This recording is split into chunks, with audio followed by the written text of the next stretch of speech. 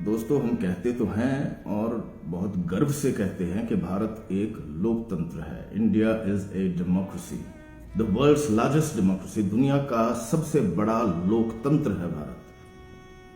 कहते हैं और सही कहते हैं, गर्व से कहते हैं, कहना चाहिए। लेकिन इसमें एक बहुत अफसोस की बात मुझे जो दिखाई देती है वो ये है कि भारत के एक आम नागरिक ने, an average citizen of India ने, लोकतंत्र जैसी चीज को, डेमोक्रेसी जैसी चीज को, इतनी व्यापक और इतनी ग्रेट चीज को एक चीज पर सीमित, महदूद, लिमिट करके रख दिया है, और वो है वोट डालना चुनाव में। That's it. Electioneering and polling and voting, winning in it or losing in it has become the be all and end all of democracy. बहुत खतरे की बात है ये। खैर, तो अब चुनाव के मौसम हैं भारत में।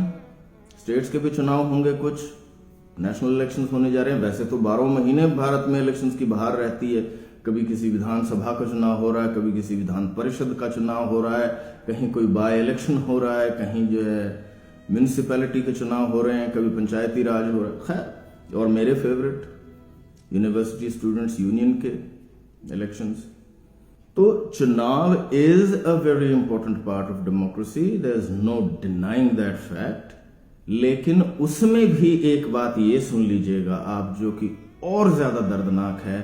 बहुत सारे लोग जो अपने आप को राजनीतिक रूप से जागरूक, पॉलिटिकली अवेयर समझते हैं, वो ये कहते हैं कि हम भाई साहब पार्टीबाजी में नहीं पड़ते। हम नहीं पढ़ते बीजेपी में कौन है, कांग्रेस में कौन, आम आदमी में कौन है, ये जो है ये कम्युनिस्ट पार्टी में कौन है। ना, हमें कोई मतलब नहीं। हम तो कैंडिडेट देखते हैं। कैंडिडेट, जो कैंडिडेट खड़ा हुआ है हम उसको देखते हैं साहब। हमको एमएलए या एमपी जो भी है वो किसको बनाना है, हम उस आदमी को देखते हैं। अच्छा, मुझे एक बात बताइए, अगर वो कैंडिडेट, वो प्यारा लगता है जो आपको, लगता है जो आपको प्यारा आदमी, यदि वो भारतीय जनता पार्टी में है और केंद्र में या राज्य में कहीं पर भी किसानों को ऑलमोस्ट खा जाने वाला कानून अगर भारतीय जनता पार्टी की ये क्रोनी कैपिटलिस्ट सरकार लेकर आती है, तो क्या वो आपका प्यारा भाई साहब जो आदमी है, जो आपको प्यारा लग रहा है, क्या वो उसके खिलाफ वोट देगा? Will he vote against the motion? Will he abstain at least?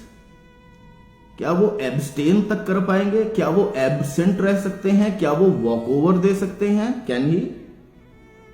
नहीं।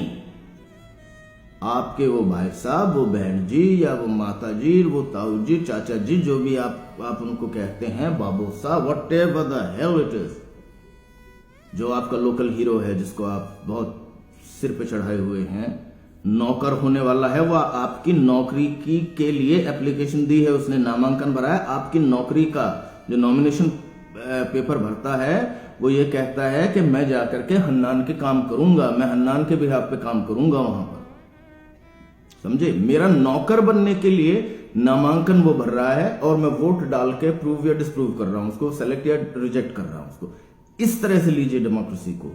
इतना अकाउंटेबल आपको रखना पड़ेगा अपने आप को, जैसे आप अपने घर की काम वाली को रखते हैं, या अपने, अगर आपकी कोई बिजनेस है तो उसमें अपने एम्प्लॉयज को रखते हैं, ठीक उसी तरह से। तो क्या आपका वो जो आदमी है, यदि वो एक सेंट्रिस्ट कैपिटलिस्ट पार्टी में है और वो इस तरह के कानून पास करे कि मजदूरों को साहब अपनी फैक्ट्री के 500 मीटर के दायरे में हड़ताल करने, प्रोटेस्ट करने का हक नहीं होगा, तो आपका वो आदमी क्या करे? बाय द वे, अगर मजदूर आधा किलोमीटर दूर अपने फैक्ट्री से ऑलमोस्ट इंडस्ट्रियल एरिया के बाहर कहीं जाकर के प्रोटेस्ट करेंगे, किसको पता चलेगा कौन है ये, क्या कर रहे हैं? एम्प्लॉयर्स को सुनाना है, सेठों को सुनाना है, उस फैक्ट्री मालिक को सुनानी है अपनी बात, और सुना आधा किलोमीटर दूर, और वहां पर आप लाउड स्पीकर लगाने से, मेगाफोन लगाने से मना कर देंगे। तो अगर ऐसा कोई कानून लेकर के आएगा, आपके वो प्यारे आदमी भाई साहब क्या करेंगे? Will he vote against the motion? नहीं। तो ध्यान रखिए, हमेशा पार्टी का मैनिफेस्टो, सबसे पहले पार्टी की फिलॉसफी, जनरल ब्रॉड फिलॉसफी, जैसे बीजेपी की फिलॉसफी को एक वर्ड में कहा जा सके, वो है सावरकर्स पॉलिटिकल हिंदुत्व या हिंदुत्व सुप्रीमेसी।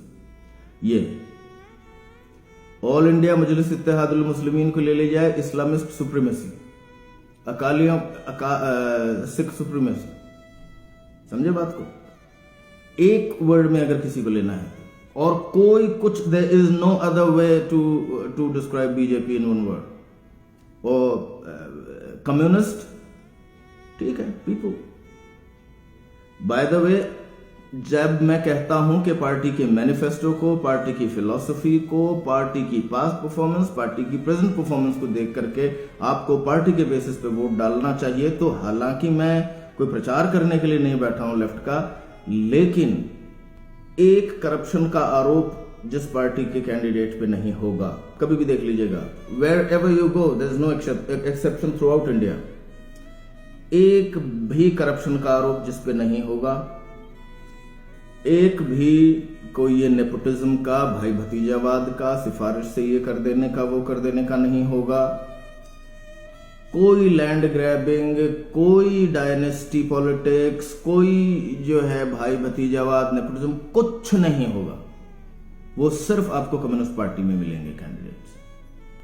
तो सब जानते हैं कि यार, हाँ यार, सच तो कम्युनिस्ट ही बोलते हैं, सच तो कॉमरेड ही बोलते हैं, अच्छे तो कॉमरेड ही होते हैं, लेकिन वो जीतते नहीं, इसलिए वोट नहीं देते हैं।